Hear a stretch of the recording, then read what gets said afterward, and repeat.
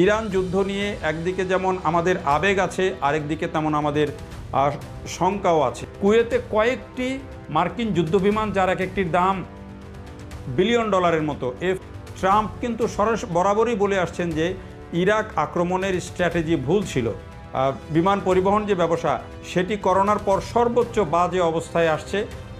আসসালামু আলাইকুম প্রিয় বন্ধুরা, দেশীয় প্রবাসে যে যেখান থেকে দেখছেন প্রত্যেককে শুভেচ্ছা জানাচ্ছি। আশা করছি সবাই ভালো আছেন। যুদ্ধ যেমন আবেগ আর সেন্টিমেন্টের খেলা, যুদ্ধ তেমনি সাহস আর কৌশলেরও খেলা। গত 3 দিন ইরান যে কৌশলে যুদ্ধ করেছে, যে কৌশল নিয়েছে, সেটি রীতিমতো গোটা বিশ্বকে, এমনকি ইসরায়েল এবং মার্কিন যুক্তরাষ্ট্রকেও অনেকটা হতবাক করে দিয়েছে। পুরো মধ্যপ্রাচ্য জুড়ে যেভাবে ইরান এক ধরনের বার্তা দিয়েছে, সেটিকে সবাই এখন বিশ্লেষণ করছেন ইরানের নতুন এক রণকৌশল হিসেবে। এবং এই যে রণকৌশল ইরান নিয়েছে, সেই রণকৌশলে রীতিমতো ধরাশায়ী হয়ে গেছে এই যে মার্কিন যুক্তরাষ্ট্র থেকে শুরু করে ইসরায়েল, এমনকি মধ্যপ্রাচ্যের যে দেশগুলো আমেরিকার মিত্র, যেখানে মার্কিন ঘাঁটিগুলো রয়েছে যেসব দেশে, সেই দেশগুলোও কিন্তু অবাক হয়ে গেছে। ইরানের রণকৌশলে একদিকে যুদ্ধের কারণে তেলের দাম বাড়ছে, গ্যাসের দাম বাড়ছে, আরেকদিকে ডলারের দাম কমছে। এই যে এক যুদ্ধে নানান পলিসি, নানান কিছু ঘটছে, সেটি কিন্তু মোটামুটি বলা যায় যে মার্কিন যুক্তরাষ্ট্র সহ অন্যদেরকে চাপে ফেলে দিয়েছে। এমনকি ট্রাম্প এখন তার দেশে, বিরোধী দল তো বটেই, নিজের দলের কাছেও কিন্তু প্রশ্নের সম্মুখীন হচ্ছে যে আসলে কি পরিকল্পনা নিয়ে যুদ্ধ এগুচ্ছে, তারা এখনও স্পষ্ট বুঝতে পারছেন না। কারণ ইরানের উপরে প্রথম দিন যেই পরিমাণে হামলা হয়েছে, যেভাবে খামেনিকে হত্যা করা হয়েছে, সর্বশেষ খবর তার স্ত্রীও নিহত হয়েছেন, তার নাতি, ছেলের বউ, পরিবারের আরও অনেকেই নিহত হয়েছেন, এবং এক ধরনের ধ্বংসযজ্ঞ প্রথম দিন করেছে। এরপরে ইরান পাল্টা জবাবে যা কিছু করেছে, সেটি কিন্তু অনেকেই অবাক হয়ে যাচ্ছেন যে এটি ইরান কিভাবে করলো। ইরান যেটি করেছে, এখন দেখেন আপনি পুরো মধ্যপ্রাচ্য জুড়ে এক ধরনের চরম অস্থিরতা তৈরি হয়ে গেছে। দুবাই, যে শহরটিকে মানুষ বেড়ানোর জন্য, ভ্রমণের জন্য, বিনোদনের জন্য এবং নিরাপদে বসবাসের জন্য বেছে নিয়েছিল, সেই দুবাই শহর কিন্তু এখন মোটামুটি বলা যায় যে একটা আতঙ্কের শহর হয়ে গেছে। দুবাইয়ের যে আল বুর্জ খলিফা হোটেল, আরও কয়েকটি 5 স্টার হোটেল, যেগুলোর আশপাশে ওই মিসাইল আসছে, এবং সেই মিসাইল ঠেকাতে গিয়ে যে পাল্টা আক্রমণ হচ্ছে, আকাশে যে ড্রোন ধ্বংস হচ্ছে, সেগুলোর শব্দে মানুষ ভীত হয়ে পড়ছে, এবং সেখানে যে এগুলো ধ্বংস হওয়ার পরে যে আগুন ধরছে, সেগুলোতে মানুষ ভীত সন্ত্রস্ত হয়ে পড়ছে, কেউ ঘর থেকে বের হচ্ছে না। এরকম হচ্ছে দুবাই শহরের অবস্থা। সৌদি আরবের যে সবচেয়ে বড় সরকারি তেল শোধনাগার, সেখানে হামলা হয়েছে, সেখানে আগুন জ্বলছে। সেই তেল শোধনাগারে যখন আগুন জ্বলছে, তখন আরও অন্য অনেক শোধনাগার কিন্তু বন্ধ রাখতে হয়েছে। বাহরাইনে মানুষ ছুটছে, লেবাননে মানুষ ছুটছে, গ্রাম ছেড়ে দিচ্ছে লেবানন থেকে, অন্তত 50টি গ্রাম খালি করে দেওয়ার কথা বলেছে ইসরায়েল।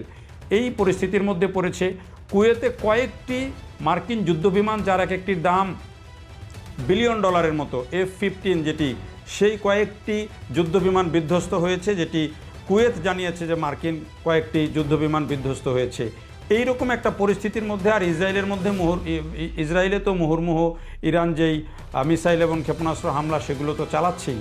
তো এইরকম একটা পরিস্থিতি যে ইরান তৈরি করে ফেলবে, সেটি কিন্তু ক্যালকুলেট করতে পারেনি সম্ভবত ট্রাম্প প্রশাসন বা ইসরায়েল প্রশাসন। এখন এগুলো নিয়ে তারা ক্যালকুলেট করছে, যদিও ট্রাম্প সর্বশেষ বলেছেন যে তাদের চূড়ান্ত হামলা এখনও হয়নি, তারা চূড়ান্ত হামলা এখনও করেননি, এবং চরম শক্তি নিয়ে তারা হামলা করবেন, সেটি ট্রাম্প হুমকি দিয়েছেন। কিন্তু হুমকি দিলেও ইরান যেটি আমার কাছে মনে হয়েছে যে ইরান যেটি খেলছে, সেটি তো হলো তার জীবন রক্ষার্থে সর্বোচ্চ খেলা। এটি হচ্ছে তার নিজেকে রক্ষা করার খেলা, তার দেশ রক্ষা করার খেলা। কিন্তু ট্রাম্প যেটি খেলছে, সেটিতে কিন্তু গোটা বিশ্ব জড়িয়ে পড়ছে, গোটা আরব বিশ্ব জড়িয়ে পড়ছে, এবং বহুমুখী ঝুঁকি তৈরি হচ্ছে।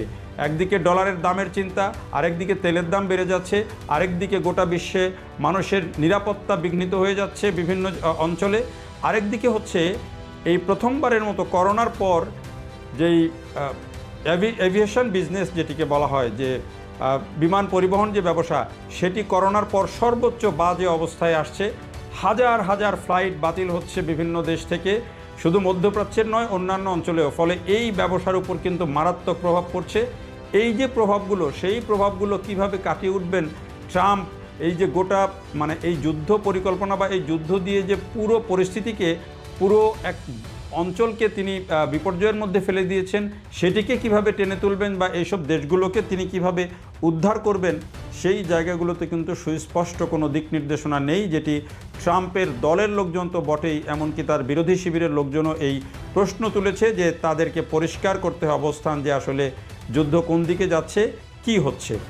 কারণ 2003 সালে যখন ইরাক আক্রমণ করা হয়, ট্রাম্প কিন্তু বরাবরই বলে আসছেন যে ইরাক আক্রমণের স্ট্র্যাটেজি ভুল ছিল। তো এই যে দীর্ঘদিন থেকে তিনি বলে আসছেন যে ইরাক আক্রমণ করাটা ভুল ছিল, সেই ব্যক্তি এখন আবার যখন ইরানকে এভাবে আক্রমণ করে বসলেন, ঠিক আছে, তার টার্গেট তিনি হত্যা করলেন খামেনিকে, এবং তিনি গর্বের সাথে বলেছেন যে আমাকে হত্যা করার আগে আমি খামেনিকে হত্যা করেছি। তো সেটি তো করলেন, এর পরের কনসিকুয়েন্সটা কি সেটি তিনি সেই যে ইরাক যুদ্ধ নিয়ে যে মন্তব্য করেছিলেন, একই পরিস্থিতিতে আবার নতুন করে মধ্যপ্রাচ্য সহ এই অঞ্চলটি পুরো পড়তে যাচ্ছে কিনা, সেটি কিন্তু এখন প্রশ্ন এবং হিসাব করার সময় এসেছে। আমাদের দেশও বিষয়টি নিয়ে ব্যাপকভাবে উদ্বিগ্ন, কারণ হচ্ছে আমাদের লক্ষ লক্ষ মানুষ মধ্যপ্রাচ্যের দেশগুলোতে কাজ করেন। বলতে গেলে যে নিচের দিকের যে কাজগুলো সেগুলোই আমাদের মানুষজন বেশি করেন। ফলে এই যে লক্ষ লক্ষ মানুষ সেখানে কাজ করেন, তাদের নিরাপত্তা নিয়ে আমাদের দেশ উদ্বিগ্ন, আমরা উদ্বিগ্ন, আমাদের সরকার উদ্বিগ্ন, আমাদের প্রবাসী ভাই বোনদের জন্য আমরা উদ্বিগ্ন যে আসলে তারা কিভাবে আছেন, কি হালে আছেন। এরই মধ্যে 2 জন বাংলাদেশি নিহত হয়েছেন 2টি দেশে, যেটি খুবই দুঃখজনক।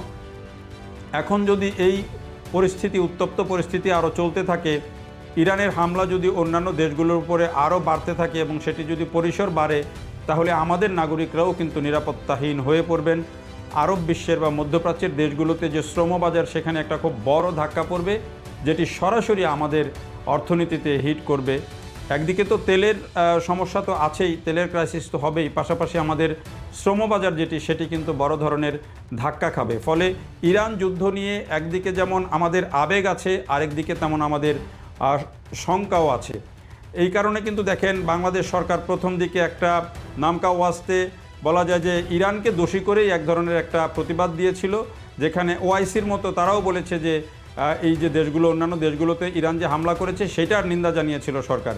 কিন্তু যখন নেটিজেনরা এটি নিয়ে ব্যাপকভাবে সমালোচনা করলেন, যখন ইরানের উপরে মার্কিন এবং ইসরায়েলি একতরফা আগ্রাসনের বিরুদ্ধে সবাই সোচ্চার, অনেক দেশ সোচ্চার, মুসলিম দেশগুলো সোচ্চার, মুসলিম দেশগুলো না, দেশের মানুষ যারা, সাধারণ মুসলমান যারা, তারা যখন সোচ্চার, বাংলাদেশেও যখন এই সেন্টিমেন্টটা কাজ করছে সাধারণ মানুষের মধ্যে, তখন কিন্তু আবার পরের দিন গিয়ে সরকার বিবৃতি দিয়েছে যে আয়াতুল্লাহ খামেনিকে যেভাবে হত্যা করা হয়েছে সেটি আন্তর্জাতিক আইনের লঙ্ঘন।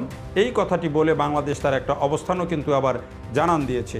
এটির কনসিকুয়েন্স কী হবে সেটি পরে বোঝা যাবে, কিন্তু আপাতত এটির একটা অবস্থান বোঝা গেছে।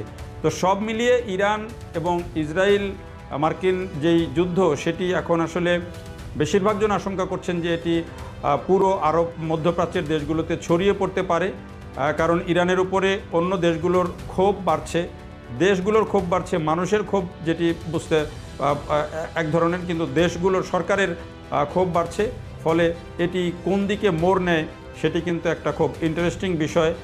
এর মধ্যে আবার পাকিস্তান আফগানিস্তানের যে যুদ্ধ সেটি চলছে। পাকিস্তানে মার্কিন দূতাবাসে জনগণ গিয়ে হামলা করেছে, আয়াতুল্লাহ খামেনির ছবি নিয়ে তারা সেখানে গিয়েছে, হামলা করেছে।